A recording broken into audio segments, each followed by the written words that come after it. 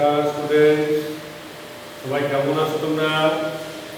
আচ্ছা, সকলে ভালো আছো না? যাই হোক, আমরা তো সবাই জানি আমাদের বর্তমান পরিস্থিতি সম্বন্ধে। তো এই বর্তমান পরিস্থিতির মধ্যেও আমাদের পড়াশোনার কাজটা চালিয়ে যেতে হচ্ছে, চালিয়ে যেতে হবে। কেননা এবছরে যেটুকু তোমাদের শেখার বিষয় বা শেখার যেটুকু তোমাদের আছে, সেই বিষয়গুলো তুমি যদি না জানো বা না শেখো, পরবর্তী ক্লাসে তোমাদের হয়তো একটু অসুবিধা হবে। তাই জন্যই কিনা এই প্যান্ডেমিক সিচুয়েশনের মধ্যেও আমাদের অনলাইন ক্লাসের মাধ্যমে তোমাদের কতটুকু সম্ভব আমরা আমাদের শিক্ষাদানের চেষ্টা চালিয়ে যাচ্ছি। আশা করছি তোমরা এটা উপভোগ করছো। তো যাই হোক, আর অন্য প্রসঙ্গে কথা না বলে আজকের যে বিষয়, আজকের যে ক্লাস, সেটাতে আসা যাক। আজকে আমরা ক্লাস 4 পরিবেশ চেতনা যে চ্যাপ্টারটা আছে, পৃষ্ঠা নম্বর 45, 46 এবং 47, এই চ্যাপ্টারটাকে নিয়ে আমরা আলোচনা করি। তো প্রথমে যেটা বলছি যে পরিবেশের উপাদান। পরিবেশের উপাদান কি না? পরিবেশের উপাদান হচ্ছে মূলত দুটা, একটা হচ্ছে জীবজগৎ আর একটা হচ্ছে জড়জগৎ। এই জীবজগৎ বলতে আমরা কি বুঝি? দ্যাট মিনস যে সমস্ত জীবে যাদের প্রাণ আছে সেটাকেই আমরা জীবজগতের মধ্যে আনতে পারি। অর্থাৎ এই জীবজগৎ যেরকম তাদের প্রাণ আছে, জড়ের প্রাণ নেই।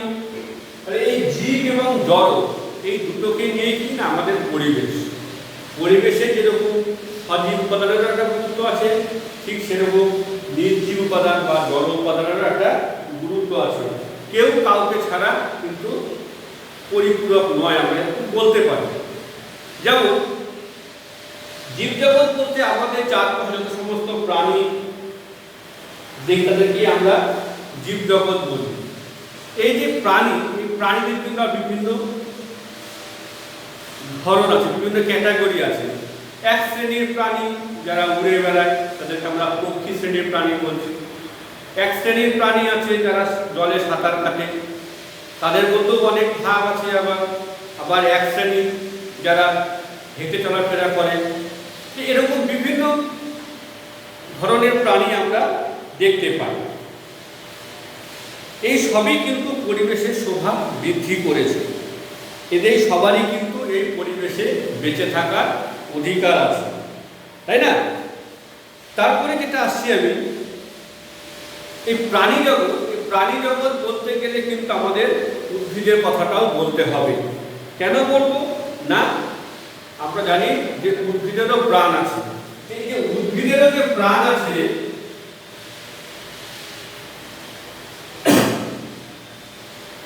উদ্ভিদেরও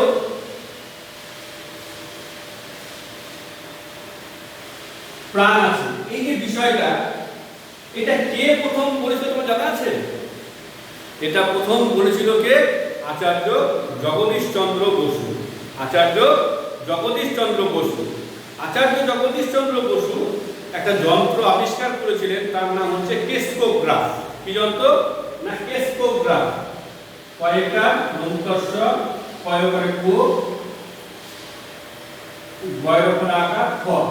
এই কেসকোগ্রাফ যন্ত্র আবিষ্কার করে তিনি কাগজে কলমে পরীক্ষা দ্বারা প্রমাণ করে দিয়েছিলেন যে প্রাণীদের মতন উদ্ভিদেরও কিন্তু প্রাণ আছে।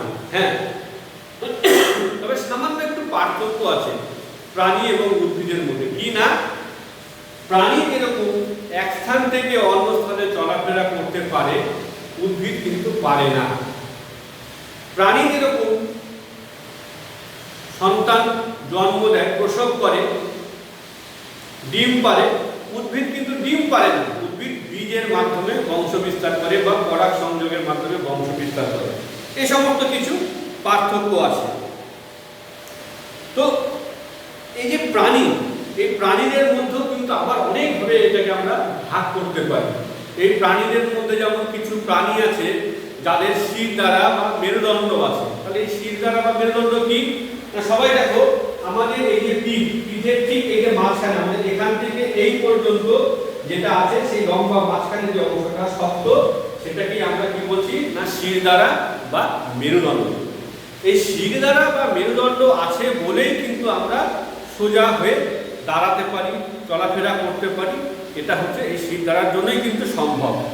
তাহলে এই প্রাণী জগৎকেও আমরা দুভাগে ভাগ করছি কিভাবে? না এক ধরনের যাদের শিরদাঁড়া আছে, আর এক ধরনের যাদের শিরদাঁড়া নেই।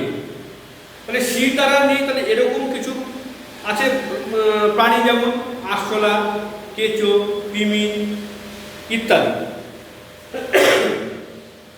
ঠিক তেমনি আমাদের চারপাশে আবার বিভিন্ন রকমের প্রাণীও রয়েছে, যেমন গিরগিটি। গিরগিটি যখন যেখানে থাকে সেখানকার মতো নিজের রং পাল্টে নেয়, যেটাকে আমরা ক্যামেলিয়ান সাধারণত বলি, হয়তো গিরগিটিকে ক্যামেলিয়ান। এটি নিজের মতন মানে যেখানে পরিবেশ অনুযায়ী নিজের রং পাল্টে নেয়।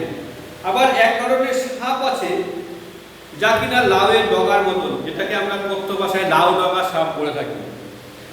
তো এরকম বিভিন্ন রকমের চারিপাশে আমাদের প্রাণী আছে।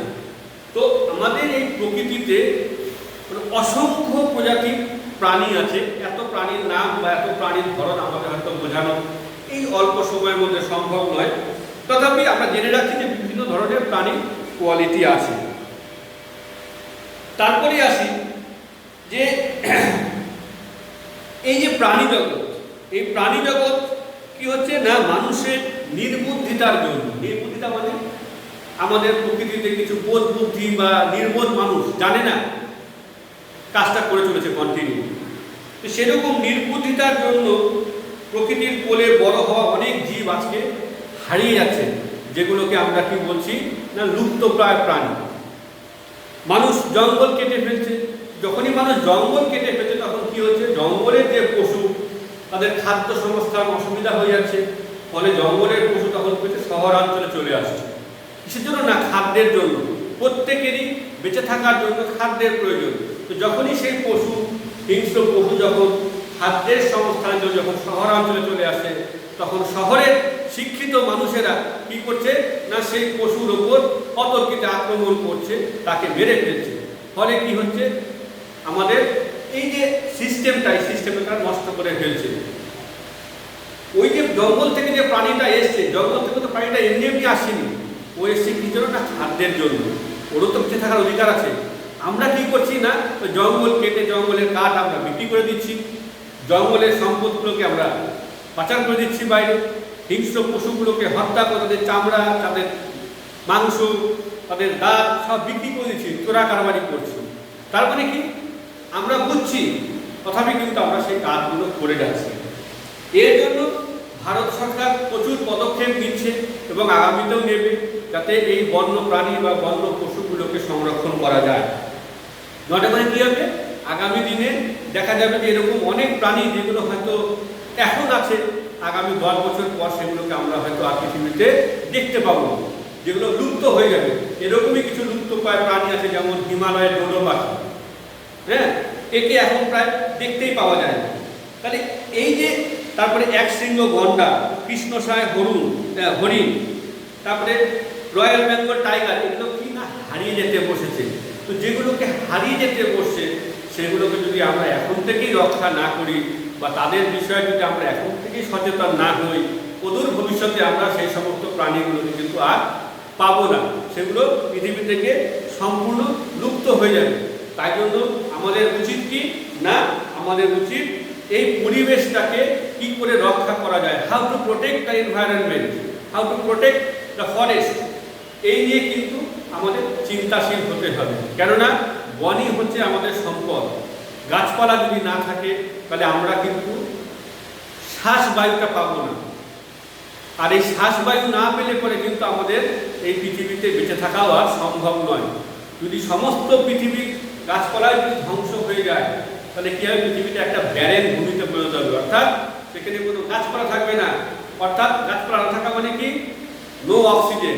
No oxygen, that means no life. তাই জন্য কি করতে হবে? আমাদের এই বনের প্রতি একটু সজাগ হতে হবে। যত্রতত্র আমরা গাছ কেটে ফেলছি, এটাকে বন্ধ করতে হবে। হ্যাঁ, আমি গাছ কাটতে পারি, একটা গাছ কাটতে তার পরিবর্তে আমাকে 5টা গাছ রোপণ করতে হবে, তবে গিয়ে কিন্তু আমি আমার এই পৃথিবীটাকে আবার আগের মতো সুন্দর করে তুলতে পারবো।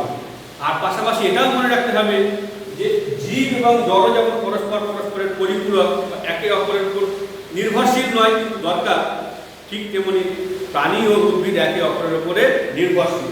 আরেকটু বলে নিই, এই বিষয়টা না বলতে হয় অসম্পূর্ণ থেকে যাবে, যে আমরা সবাই জানি যে প্রাণী ও উদ্ভিদ একে অপরের উপর নির্ভরশীল। কিভাবে? ধরো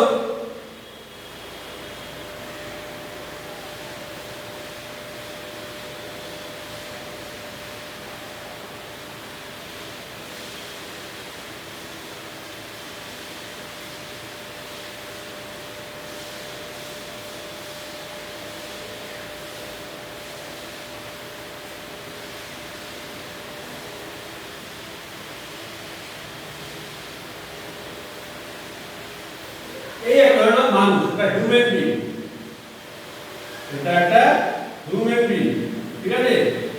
আর এই একটা গাছ,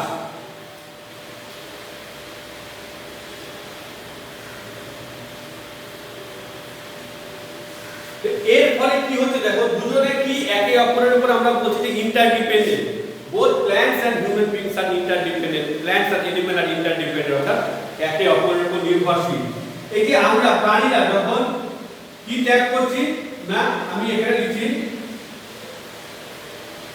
কার্বন ডাই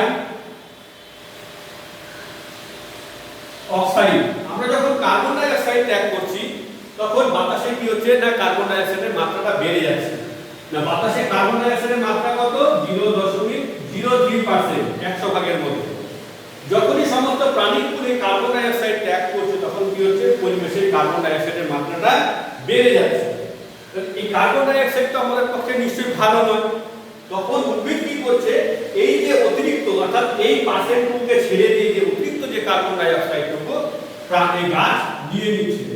আমি সবটা দেখে নিলাম, এটা গাছ কি করলো, নিজের মধ্যে টেনে নিল। ঠিক আছে? এইখানে আছে সূর্য, এই সূর্যের থেকে সূর্যের আলো, কার্বন ডাই অক্সাইড এবং মাটি থেকে গাছ কি নিচ্ছে, আমি শর্টে লিখছি H2O, মানে হচ্ছে এটাকে আমরা কি বলি না, জল। এই জল, কার্বন ডাই অক্সাইড, সূর্যের আলো এবং পাতার মধ্যে ক্লোরোফিল থাকে। এর সাহায্যে গাছ কি করছে, নিজের খাবারটাকে তৈরি করছে। কি জাতীয় খাবার তৈরি করছে না, গাছ খাবার তৈরি করে শর্করা জাতীয়, অর্থাৎ মিষ্টি জাতীয় খাবার। ঠিক আছে? পরে সেটাকে জটিল উপায়ে আরো কনভার্ট করে। তো এই যখন গাছ খাবার তৈরি করছে, এই খাবার তৈরির সময় গাছ কি করছে না, অক্সিজেন, O2 মানে হচ্ছে অক্সিজেন। তো গাছ কি করছে, খাদ্য তৈরির সময় গাছের অক্সিজেনটা উৎপন্ন হয়। এই অক্সিজেনটা যখন গাছ বাতাসে ছেড়ে দেয় তখন কি হয়, সেই অক্সিজেনটা নিয়ে কিন্তু আমরা আমাদের শ্বাস প্রশ্বাসটাকে চালাই। এইভাবে কিন্তু একে অপরের আমরা কন্টিনিউ উপকার করে যাচ্ছি। তাহলে এই একটা উদাহরণ। এবার ধরো যদি আমাদের শুধু এই পার্টটুকুই আছে, এই পার্টটুকু নাই, অর্থাৎ উদ্ভিদ জগৎ নাই, তাহলে কি হবে, আমাদের প্রকৃতিতে শুধু কার্বন ডাই অক্সাইডই ভরে যাবে একটা সময়। তখন কি হবে, পৃথিবীতে আর কোনো প্রাণীকুলের অস্তিত্ব থাকবে না। তাই প্রাণীকুলকে টিকতে গেলে পরে অবশ্যই আমাদের উদ্ভিদের প্রতি। ঠিক আছে, আজকে এইটুকুই। নমস্কার।